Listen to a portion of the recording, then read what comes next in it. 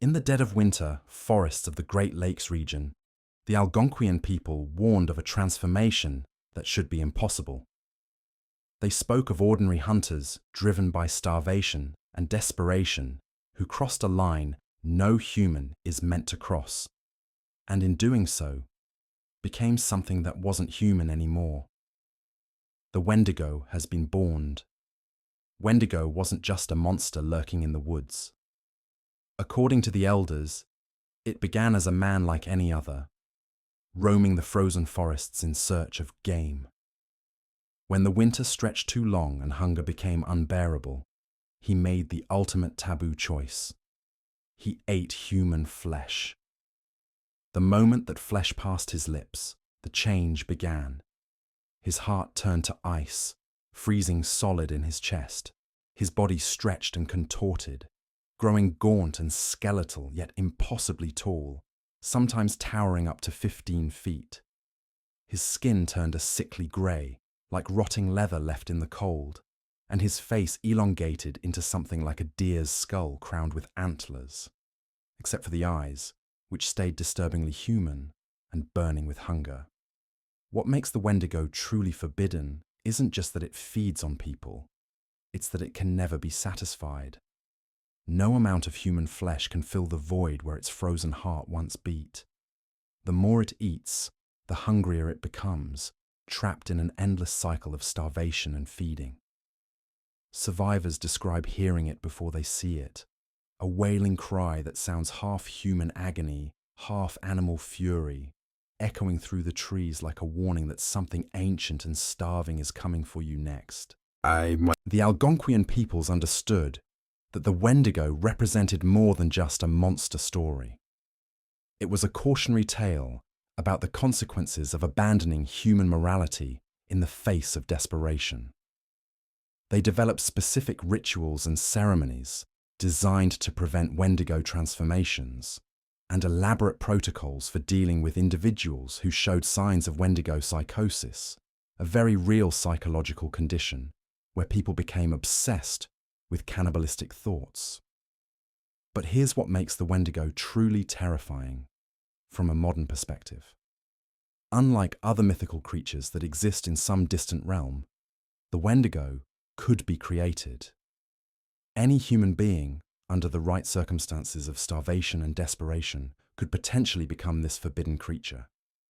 That possibility made it not just a monster to fear, but a transformation to avoid at all costs. Our second forbidden creature takes us to the ancient Mediterranean, where beauty and horror combined in ways that challenge the very nature of sight itself. Medusa and her Gorgon sisters represent creatures so forbidden that even looking at them meant instant death. But the true horror of Medusa isn't just her deadly gaze. It's the story of how she became a monster in the first place. Medusa was once human, a priestess of incredible beauty, serving in the temple of Athena.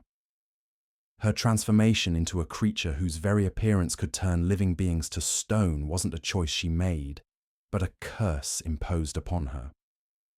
The details of how Medusa became a Gorgon vary depending on which ancient source you consult, but the consistent element is that her monstrous appearance was the result of divine punishment.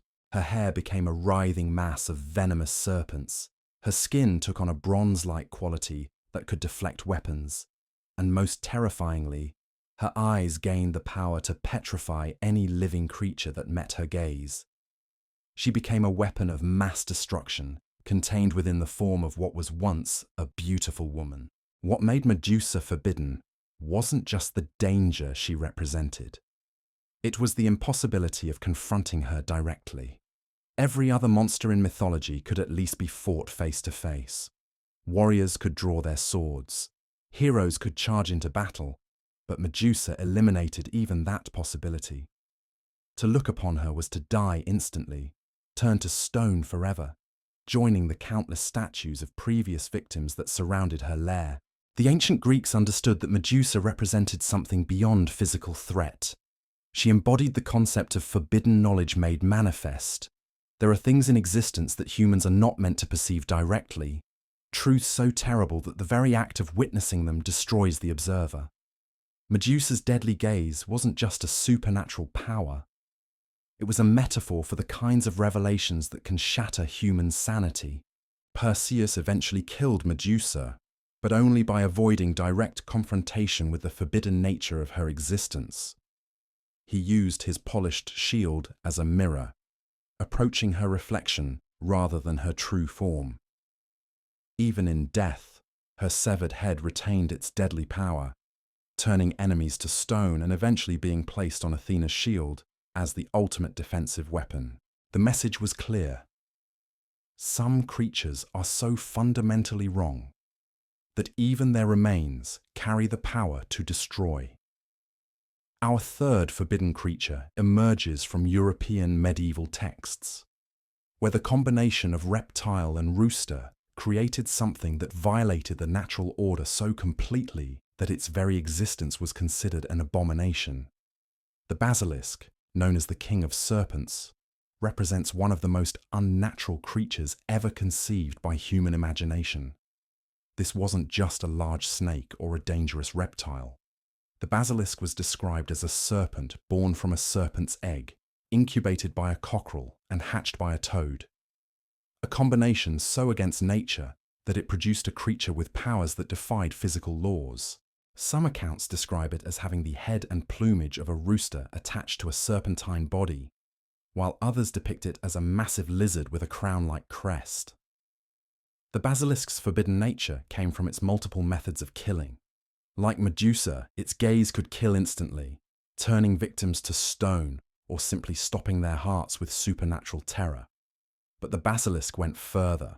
Its breath was so toxic that it could shatter rocks and wither plants from a considerable distance. Its bite carried venom so potent that it could kill not just the victim, but poison the weapon used to deliver the wound, potentially killing anyone who touched that weapon afterward. Medieval accounts describe elaborate precautions taken by those who hunted the basilisk. They wore suits covered entirely in mirrors, hoping that if the creature's deadly gaze was reflected back upon itself, it would die from its own power. They carried weasels, which were believed to be immune to the basilisk's poison, and roosters, whose crow was said to be fatal to the Serpent King. Some hunters even attempted to create periscope-like devices that would allow them to attack the creature without risking direct eye contact. What made the basilisk truly forbidden was its origin story. This creature wasn't born naturally or created by divine power. It was the result of deliberate human interference with natural processes. A monster created through unnatural breeding practices that violated the boundaries between different species. The medieval mind understood that the basilisk represented the dangers of humans attempting to play God with nature itself. The creature's ability to turn silver into gold added another layer to its forbidden nature. This wasn't just a destructive monster, but a being that could fundamentally alter the properties of matter itself. The combination of deadly powers and supernatural abilities made the basilisk a creature that existed outside the normal rules of reality, which is precisely why it was considered too dangerous for ordinary people to encounter or even contemplate. Our fourth forbidden creature takes us to the vast oceans, where maritime folklore speaks of something so enormous and so powerful that sailors developed elaborate rituals just to avoid thinking about it too directly. The kraken represents the ultimate fear of the unknown depths. This wasn't just a large sea creature or an oversized octopus. The kraken was described as being so massive that sailors would mistake its body for an island, sometimes landing on what they thought was solid ground, only to discover they were standing on the back of a sleeping monster. When the creature moved, it could create whirlpools powerful enough to drag entire fleets to the bottom of the ocean. 18th century accounts describe the kraken as having tentacles so long they could reach from the ocean floor to the surface, each one thick enough to snap a ship's mast like a twig. But the creature's size wasn't the only thing that made it forbidden.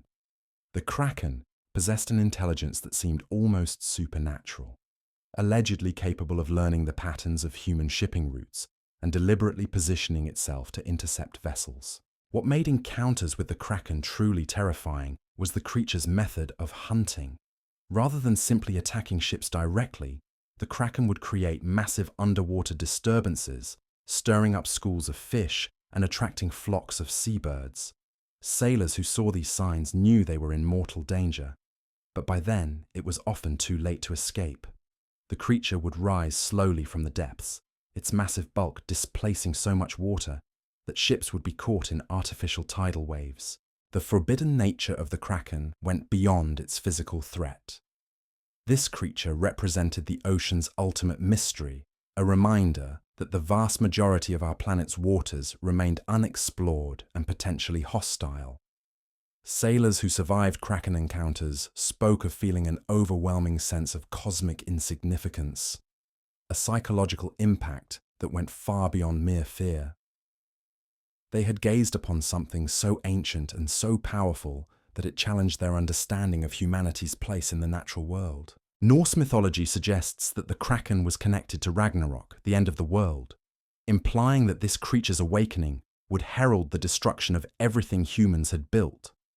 This apocalyptic association made the kraken not just a monster to avoid, but a harbinger of ultimate doom that was better left undisturbed in the deepest parts of the ocean where it belonged.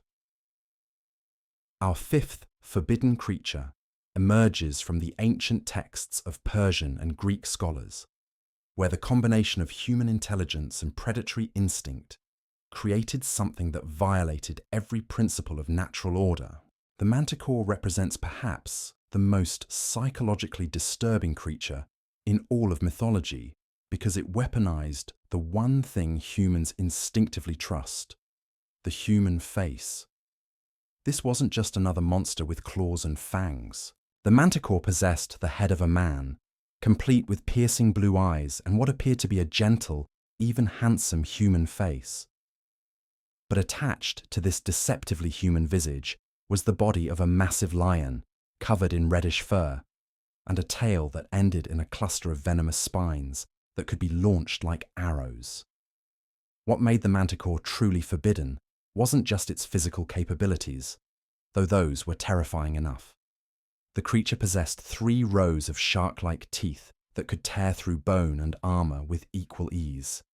Its voice was described as a melodious combination of trumpet and flute, beautiful enough to lure victims closer while it prepared to strike. But the real horror lay in the creature's intelligence and its specific hunger for human flesh. Unlike other predators that killed for survival, the manticor killed for pleasure. Ancient accounts describe how the creature would toy with its victims, using its human-like face to inspire trust and its musical voice to calm potential prey. It could mimic human speech perfectly, often calling out for help to draw rescuers into ambush situations. The creature's hunting strategy exploited the fundamental human instinct to help others, turning compassion itself into a weapon. The manticore's tail could launch its venomous spines with deadly accuracy across considerable distances. But the creature seemed to prefer close encounters, where it could use its human appearance to maximum advantage. Witnesses who survived encounters described the profound psychological trauma of looking into what appeared to be human eyes while being attacked by something fundamentally inhuman. The creature's face would maintain its pleasant expression even while its jaws tore victims apart. Persian texts suggest that the manticor was capable of consuming its prey so completely that absolutely nothing remained, not even bones or clothing. This total consumption meant that people could disappear without leaving any trace, making it nearly impossible to track the creature or even confirm its presence in an area. Entire caravans would vanish along trade routes, leaving behind only empty campsites and the lingering sound of beautiful music echoing across the desert. Our sixth forbidden creature takes us to the Slavic forests, where beauty and tragedy combined to create something that punished the very act of desire itself. The firebird represents one of the most deceptively dangerous creatures in Eastern European folklore. Unlike the benevolent phoenix of Greek mythology, which symbolized rebirth and renewal, the firebird was a creature of impossible beauty that brought nothing but misfortune to anyone who encountered it. Its feathers glowed like flames in the darkness, each one more beautiful than the finest jewel, and its song could make grown men weep with longing. The creature's forbidden nature lay not in any direct attack or obvious threat, but in the irresistible compulsion it created in those who witnessed it. The firebird's beauty was so overwhelming that people would abandon everything, their families, their responsibilities, their very sanity, just for the chance to possess even a single feather. This wasn't mere admiration or aesthetic appreciation. The sight of the firebird triggered an obsession so complete that it consumed every other thought and emotion. Slavic tales describe heroes who spent their entire lives pursuing the firebird, following its trail across impossible distances, through cursed forests and over frozen wastelands. These quests always ended in tragedy, not because the heroes died in battle, but because they succeeded in their goal only to discover that possessing the firebird brought nothing but suffering.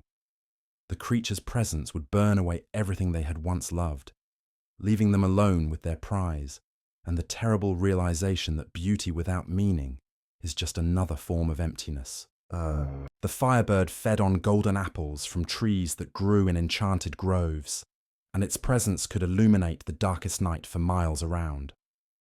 But this light came with a price. Plants would wither in the aftermath of its passage, not from any poison or curse, but because they had witnessed perfection and could no longer bear their own ordinary existence. Animals would abandon their territories, and humans would find themselves unable to appreciate any beauty that wasn't the firebird itself. What made this creature particularly forbidden was its ability to reveal the destructive nature of unchecked desire. The firebird didn't attack its victims or cast spells upon them. It simply existed in all its terrible beauty, and human nature did the rest. The creature served as a warning about the dangers of pursuing perfection, of allowing aesthetic obsession to override practical wisdom and emotional connection. Our seventh forbidden creature emerges from the waters surrounding Japan, where death and vengeance took on a form so massive and so filled with supernatural rage that entire coastal communities developed elaborate rituals just to avoid attracting its attention. The bakujira represents one of the most terrifying examples of nature's revenge made manifest. This wasn't just the ghost of a whale, it was the collective spirit of every whale that had died in anger, violence, or betrayal, combined into a single entity of pure supernatural wrath.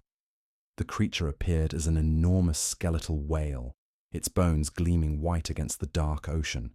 But this was no mere skeleton.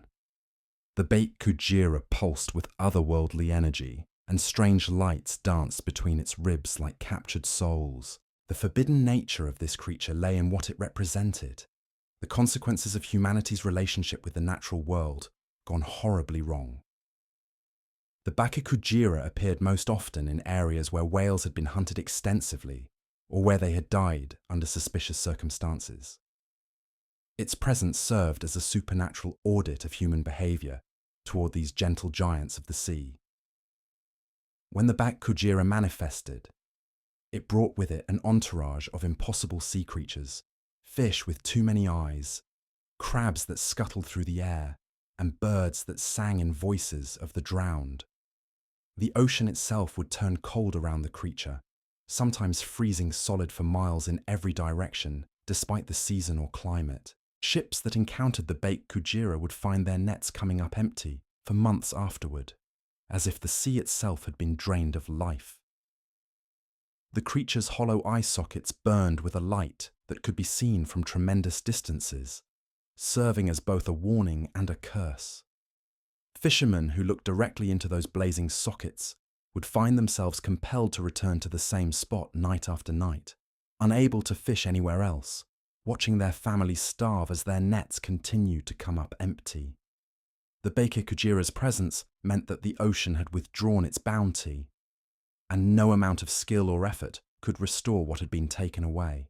Japanese coastal communities understood that the bakujira wasn't just a monster to be feared or fought. It was a judgment, a supernatural consequence of actions taken against the natural world. The creature's appearance meant that the balance between humans and nature had been so severely disrupted that only supernatural intervention could restore it, and that intervention took the form of prolonged suffering for entire communities. Our eighth forbidden creature takes us to the harsh deserts of Mongolia, where the sand itself harbored something so deadly that even the nomadic peoples, who feared nothing else, would go hundreds of miles out of their way to avoid certain areas. The Mongolian death worm, known locally as the Olgoi Korkoi, represents one of the most alien and inexplicable creatures in global folklore. This wasn't just another desert predator or venomous snake. The death worm was described as resembling a massive red intestine, completely smooth and featureless, except for its ability to move with impossible speed through sand that should have provided no traction for a limbless creature. What made the death worm truly forbidden wasn't just its appearance, though that was disturbing enough. The creature possessed two methods of killing that defied every known law of biology and physics. First, it could spray a highly corrosive yellow acid with pinpoint accuracy across distances of up to 30 feet. This acid was so potent that it could dissolve metal, stone, and living tissue with equal efficiency, leaving nothing behind but a smoking crater in the sand. But the death worm's second ability was even more terrifying. The creature could generate powerful electrical discharges, similar to those produced by electric eels, but amplified to levels that could kill a full-grown camel instantly.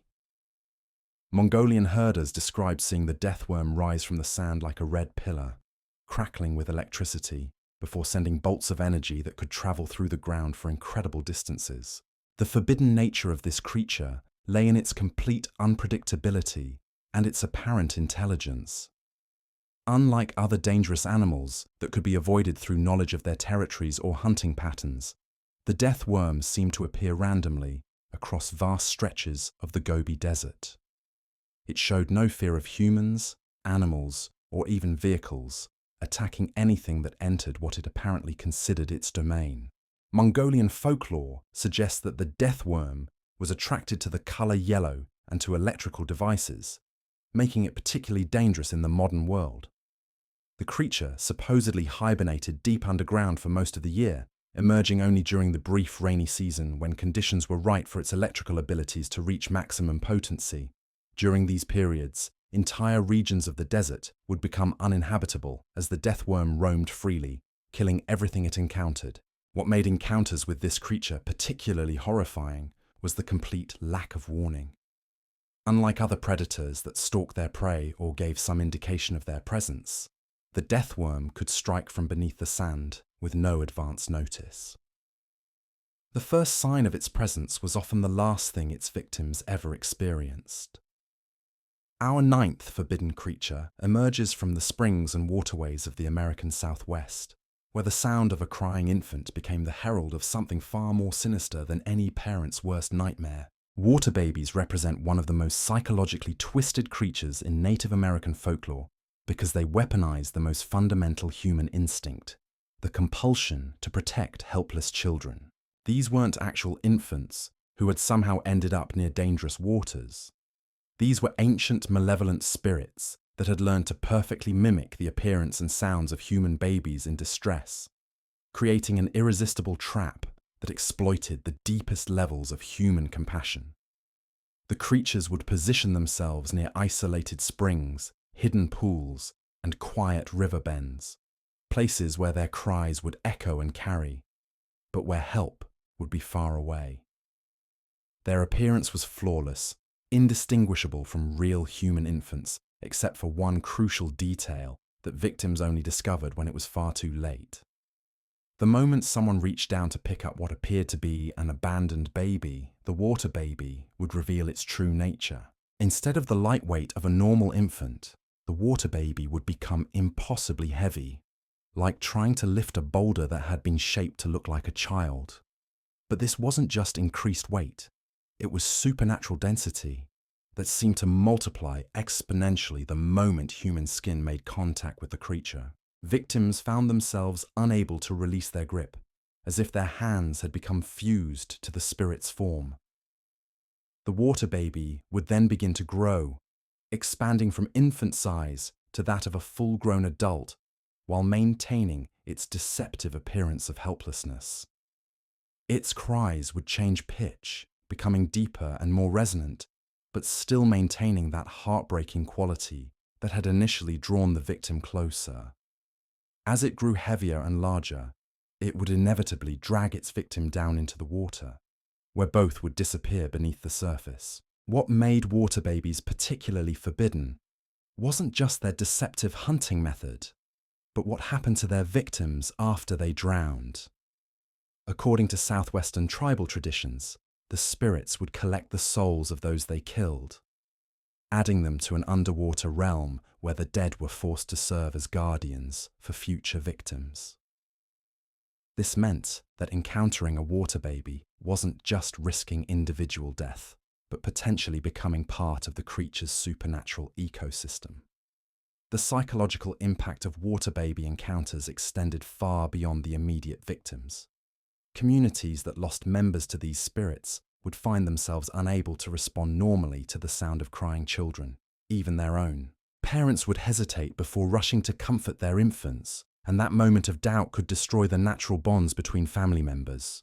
The water babies had found a way to turn humanity's greatest strength, our protective instincts, into a source of perpetual terror and guilt.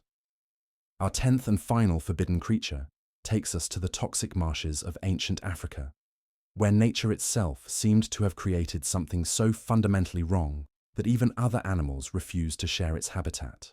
The catablus represents the ultimate expression of natural toxicity taken to supernatural extremes.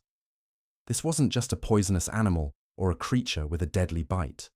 The catablus was described as having a head so heavy with accumulated toxins that it could barely lift it from the ground, which was perhaps fortunate since its gaze could kill any living creature instantly. The creature resembled a massive buffalo with the head of a wild boar, but its body was bloated and distended from the poisonous plants it consumed exclusively. Its thick, matted fur hung in clumps that dripped with a substance so toxic that it killed grass and small animals simply by contact. The air around the catablus shimmered with heat and chemical vapor, creating a visible aura of death that extended for considerable distances from its body. What made this creature truly forbidden was the complete impossibility of coexistence with any other form of life. The catablus didn't just kill individual creatures that threatened it. Its very presence sterilized entire ecosystems. Plants would wither and die from its breath alone, which carried concentrated toxins from all the poisonous vegetation it had consumed over its lifetime.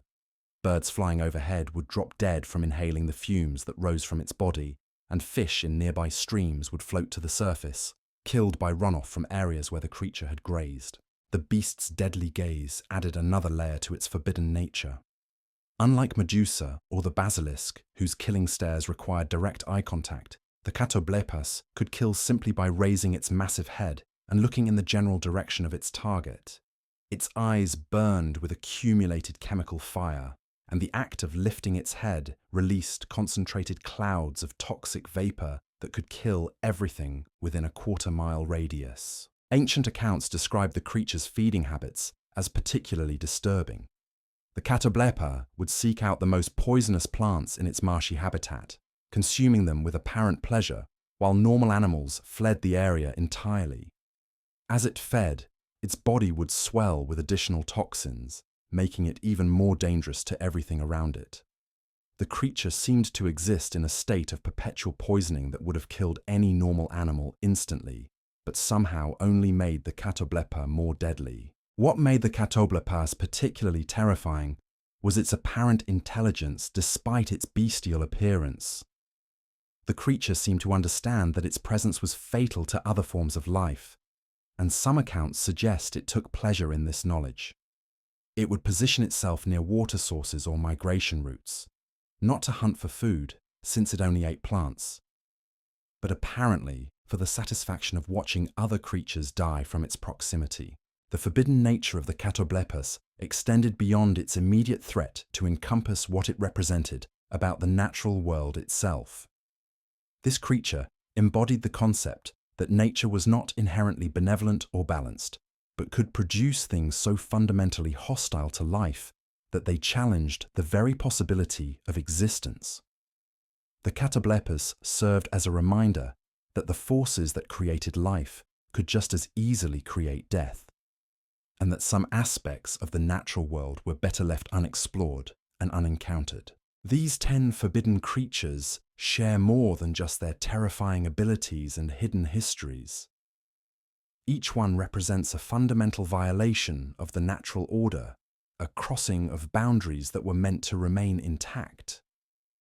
From the wendigo's transformation of human into monster to the catablus' embodiment of toxic death, these creatures forced ancient peoples to confront the darkest possibilities of existence itself. But here's what makes their collective story even more disturbing.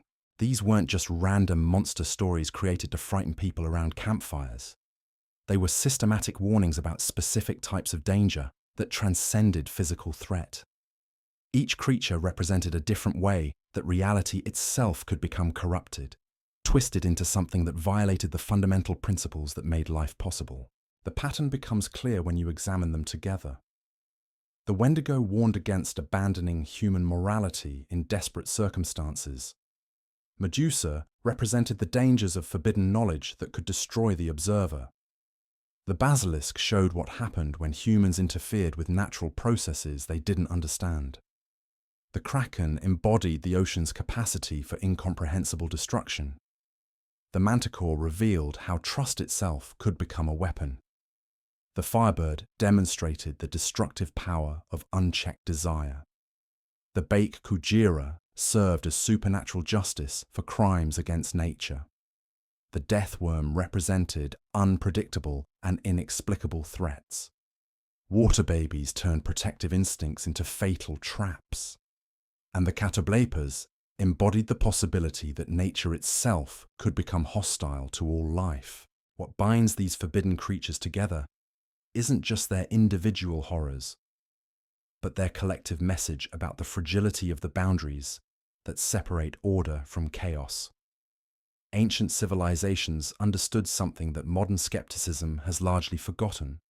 There are forces in existence that operate according to rules fundamentally different from those that govern normal reality. These creatures weren't just dangerous because they could kill. They were forbidden because they represented proof that the universe itself could malfunction in ways that made survival impossible. The systematic suppression of these stories across multiple cultures suggests a coordinated effort to prevent certain knowledge from spreading. When you find the same types of warnings appearing independently in civilizations that had no contact with each other, you're looking at something far more significant than mere folklore. You're seeing evidence of encounters with phenomena that challenge the basic assumptions about how reality operates. Consider the implications of what we've discovered. Every one of these creatures violated natural law in specific ways. The wendigo transformed human nature itself into something unrecognizable. Medusa made the simple act of seeing into a death sentence. The basilisk combined incompatible species to create something that shouldn't have been able to exist. The kraken achieved sizes that defied the physical limitations of marine life. The manticor weaponized human appearance against human psychology. The firebird turned beauty into a destructive compulsion. The bakujira animated death itself into an agent of vengeance. The death worm generated electrical and chemical attacks that exceeded anything found in nature. Water babies corrupted the protective instincts that keep families alive. The catablus embodied toxicity so complete that it sterilized entire ecosystems. These weren't random mutations or evolutionary adaptations gone wrong. Each creature represented a specific type of reality failure, a breakdown in the fundamental systems that make existence possible. Ancient peoples recognized these patterns and developed elaborate cultural mechanisms to prevent people from seeking out or accidentally triggering encounters with such entities. The archaeological evidence supporting these suppression efforts is scattered but consistent. Ritual sites designed specifically for protection against creatures that officially never existed. Burial practices that included safeguards against transformations that mainstream history insists are impossible. Trade routes that made inexplicable detours to avoid areas where nothing dangerous was supposed to live. These aren't the behaviors of primitive peoples creating imaginary threats. These are the actions of civilizations that had learned through bitter experience that some regions, some practices, some knowledge came with consequences too terrible to risk. Modern cryptozoology focuses on finding evidence that these creatures might still exist somewhere in unexplored regions of the world, but that approach misses the deeper significance of their stories. These creatures were forbidden not because they lived in specific locations, but because they represented states of being that could potentially manifest anywhere under the right conditions. The wendigo wasn't confined to particular forests. It was a transformation that could occur wherever humans face desperate choices about survival and morality. The truth about these 10 forbidden creatures isn't that they were mythical beings living in distant realms, waiting to be discovered. The truth is far more disturbing.